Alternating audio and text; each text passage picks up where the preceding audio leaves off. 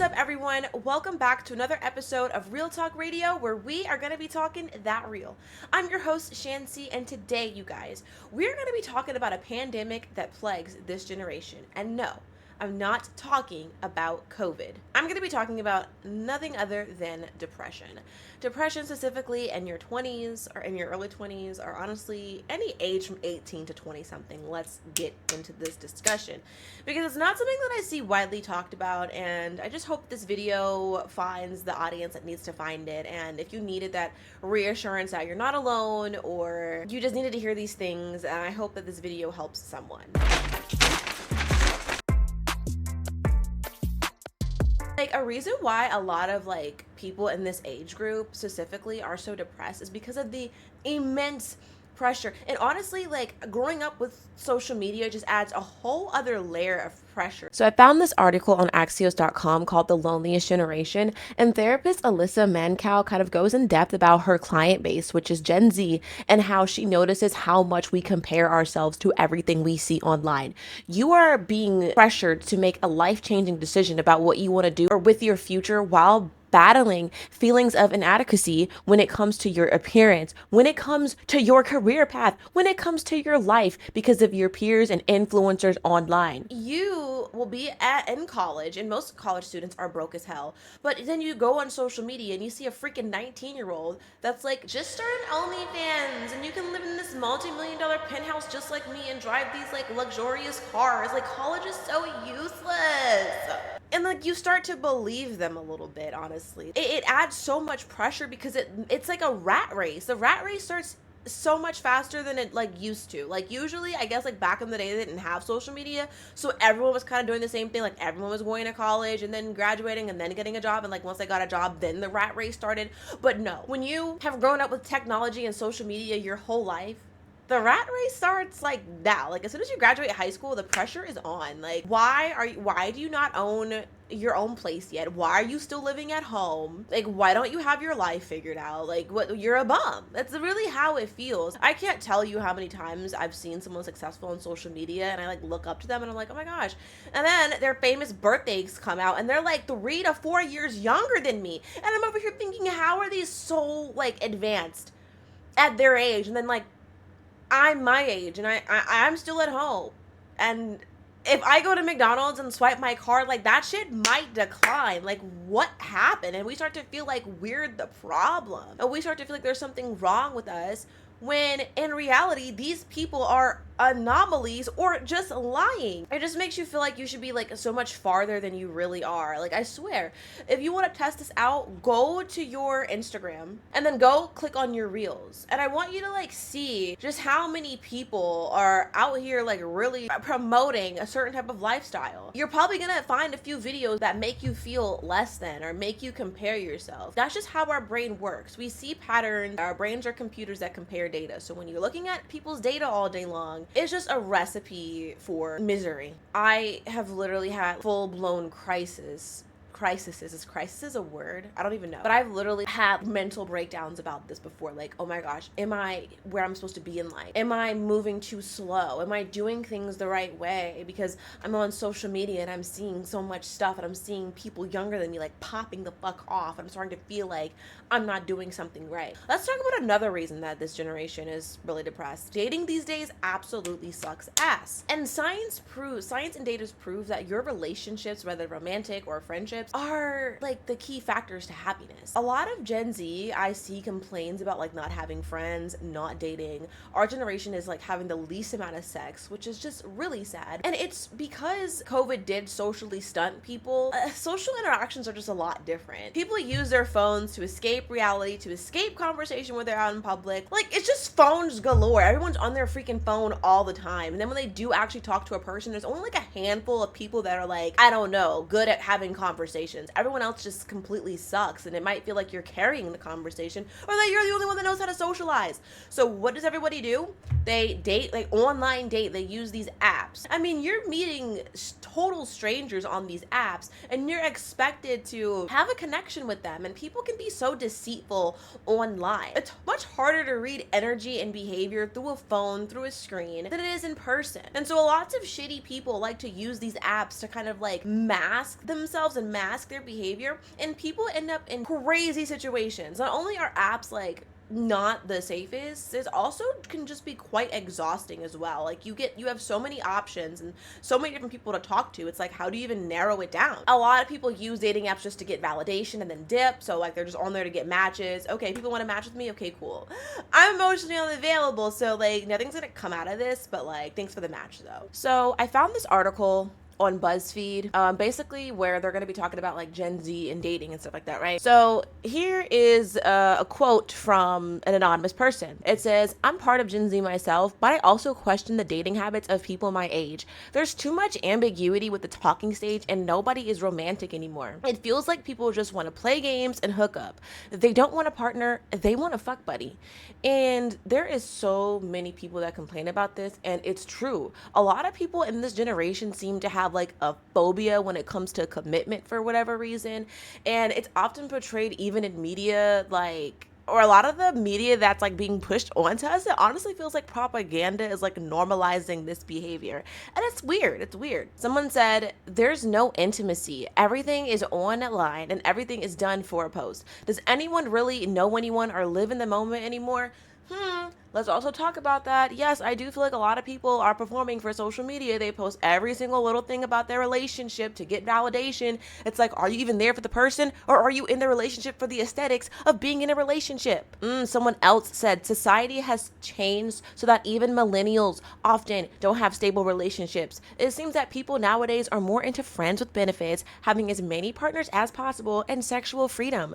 They are not interested in long-term relationships anymore." So a lot of people are experiencing these commitment phobics. That's what I'm going to call them. Dating just sucks now. People treat it like shopping and put no effort into making a relationship work. Yeah, that is true. I think most people in this generation, they want to date but put in the least amount of effort possible if you allow them to. So I really feel like in this generation, you've got to have some boundaries and you got to stand on business, which is something we'll talk about in another video. A parent says, "My Gen Z boys know how to court a woman properly. The dates, the planning, the poetic speech.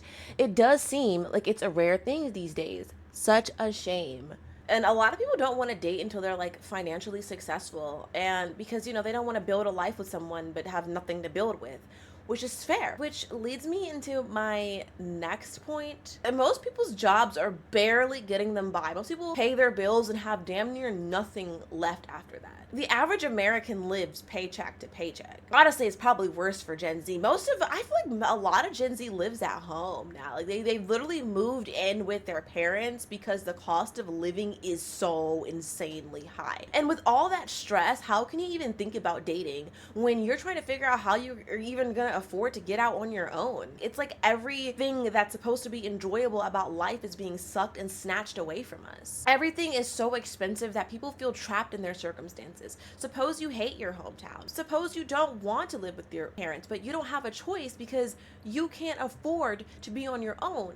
And this is not a simple solution like, oh, just go to college and get a high-paying job. Because no, even if you do go to college, now these people are requiring you to have like 7 years of experience before you can even apply for the position. Like, don't even apply if you don't have 7 years of experience. But they just graduated college. So where are they going to get the 7 years of experience from? They don't care. They don't care. I've had so many peers of mine go to school, graduate, and struggle to find jobs for months just to get a job that's paying them the same amount as what they were making when they were in high school. It is absolutely trash. It's also sad because like Gen Z, we were pushed so much by everyone, parents and teachers, to go to college. That was like our way to the American dream. They told us if you buckled down and you were good in school and you went to college and you got a degree, that you would get a high paying job and you would be able to afford whatever it is that you wanted. You'd be able to get a house, you'd be able to have a family. And now absolutely none of that is true. You could go to college and the job market does not give a damn whether or not you went to college most of the time. Getting a job feels like the Hunger Games. I remember when I first came home from college, and my first thing was let me get a job. I actually dropped out of college because I realized that the school that I was at just wasn't going to benefit me. So I came home while I figured things out, and it took me like 2 months to get a job. And I've heard even worse cases where people will apply to 500 jobs, maybe hear back from like five, and then get an interview for like three, and then get hired at absolutely none of them. That is very real. Back in 2021, it was almost like everyone was encouraging you to get a software engineering degree because you were guaranteed a job. Fast forward to the day, if you get a degree in computer science, you're basically cooked because AI does all of that now. It's just like every single stray of hope that Gen Z gets, it gets crushed by some bullshit that's coming out, right? I'm class of 2020. Yes, I'm still salty that I didn't get a graduation or a prom, by the way. And it's just like that. It is literally just like that. Like, people prep you up and they say, oh, if you do all this hard work, you're gonna get rewarded with a prom and a graduation. Then boom, COVID happens, and you have none of that. It's the same for everyone else. You go through all these years of school, you go through all these years of college, you get the degree, and they're like, okay, well, we promised you're gonna get this, but actually, yeah, we're gonna need you to have 7 years of experience. Yeah, you don't have 7 years of experience. Okay, I'm so sorry. I cannot offer you a position here. You might apply somewhere else. You don't have 5 years of experience. Okay, I can start you off at 13 an hour. What's that? That's like too low for a college degree. Yeah, but see, you don't have any experience. So, I mean, you might as well not even went to college. That's literally what it is like. Also, I think another thing that is contributing to this is also the lack of hobbies that are available for adults. How come whenever an adult wants to start a class or find like a beginner's group or something, there's like nothing offered to adults? Every single class or every single interest is only for like children, people that are 18 and under. Once you become an adult, it's like the world is like, fuck you, you don't get to have any fun. And we're just kind of like, no, like, we still want to have fun. If you want to do ice skating lessons or like a dance class or a gymnastics class or join a cheer squad, a competitive cheer squad, it is so hard, damn near impossible to find like adult groups. And when I say adult groups, I mean like appropriately aged adult groups where you can find people your age, because like adult, that's a wide range of ages, right? I don't want to, I'm sorry, I love everybody, but I don't want to start a class and have a bunch of 60-year-olds in there. Not my target demographic. But you know, it's just like there's no community or support system for people that are like in their early 20s. It's like once you enter your 20s, it's a little isolating, especially if you didn't go to college, so you don't even get to be around that environment. I went to college, I got to experience that environment. It was amazing, but there's a lot of people out there that have decided to not go to college or don't even have the means to go to college and never get to experience that. Being around people your age is so important, and I will always stand by that. We're living a completely different life than our mothers and grandmothers are living, and this is probably just something that they had no idea was coming, so they couldn't properly prepare us for it. So it feels isolating. And a lot of you, when you try to talk to your parents about it, they're like, oh, you're just lazy, blah, blah, blah. And you're just like, lazy? This is literally just like the struggle of like being Gen Z. This is just like, you know, this is our life. Like, what the hell? When you go on social media, the top half of our generation is out here balling. Hey guys, I just bought a new yacht. Come with me to do a yacht tour. Or, hey guys, I am going to be doing a stream in Japan in a penthouse. It's just like the wealth disparity is like is so insane. And so to know that you are struggling, but someone your age or even younger is like just living a life you could only dream of, it really only adds salt to the wound, right? You're depressed and you're sad because of all these shitty factors. And so what do? They sit there and try to exploit your pain. They use your pain as a marketing scheme and try to trap you into an endless loop of consumerism, convincing you that if you just subscribe to this thing or buy this thing, that that's your way out of the loop. And I just really feel for all of us. I feel for everyone. That's why I also don't shame anybody for trying to like escape this shit. It kind of feels really dystopian. Like why did everything get so messed up when we became the adults? And so if someone tries to make you feel like you don't have a reason to be depressed or you don't have a reason to feel the way that you feel, no, you 100% have a reason to feel the way that you feel, and I'm here to validate you today. You didn't ask to be here, and none of it is fair. It's a messed up situation to be in, and so it's important to be taking care of yourselves. I'm going to tell you some things that I've been using as coping mechanisms, because you can't get caught in the trap of impending doom. I think a lot of people are aware of what's going on, and they kind of get caught in the loop, and they're just like, well, like, what's the point of even trying? What's the point of even caring? Like, you know, the world's not going to get any better, and you can't succumb to that mindset, okay? So here's what I do to kind of cope as someone that is going through this too. For one, finding a hobby to take your mind off things is going to be essential.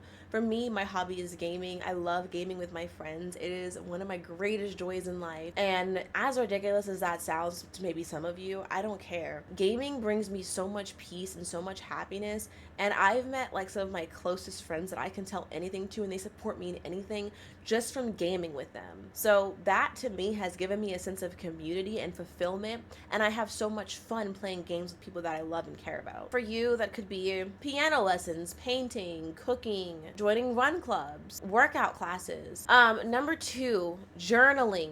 Guys, journal. I don't care who you are, you need to be journaling. So there's this book called The Artist's Way that I'm currently reading, and I've been reading it for a few months. And in the book, it talks about doing your morning pages every single day.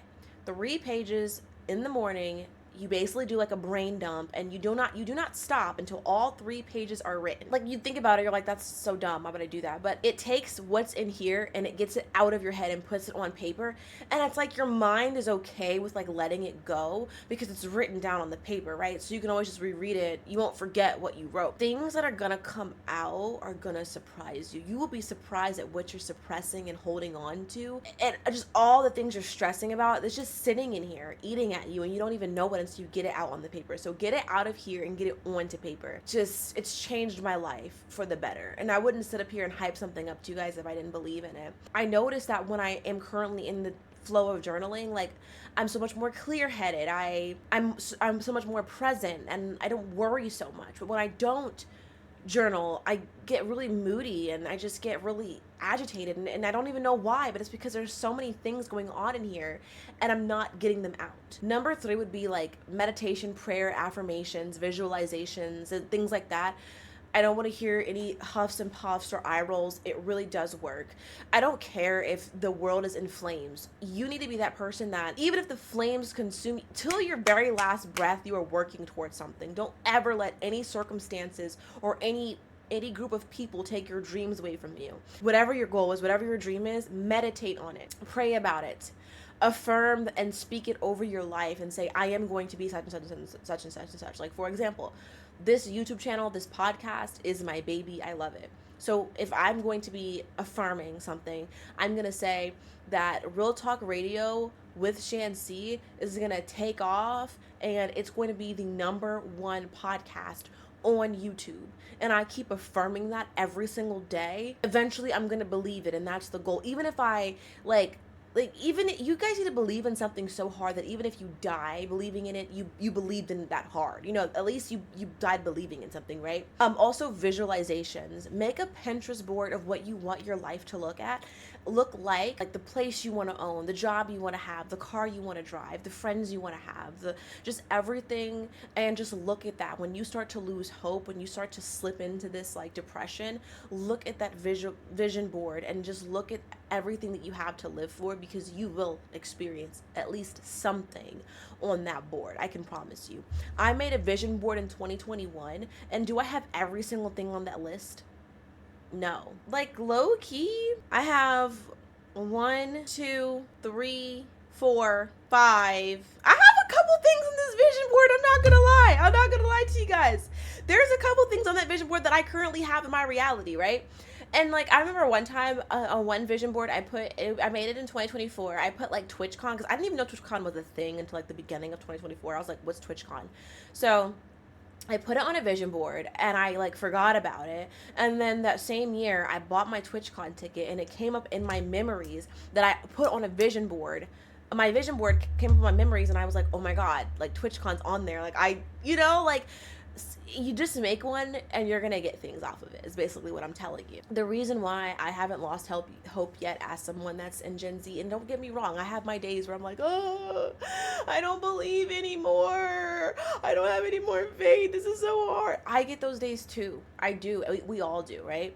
But it's like you have to get back up, and you have to like just keep believing in yourself, and you have to keep doing the work and like work towards your goals. Okay, if your goal is to graduate college, even though like now people are saying it's useless, but you still want to graduate because academia is important to you, then you do that shit.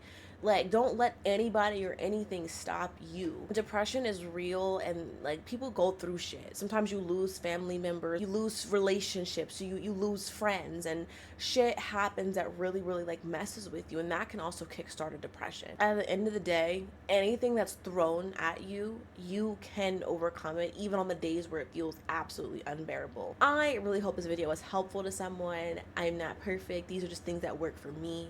So if this doesn't work for you, you know, that's totally fine. I hope that you find another video that does work for you. Also, let me know what you guys want to see on the next episode. And thank you so, so much for watching. Bye.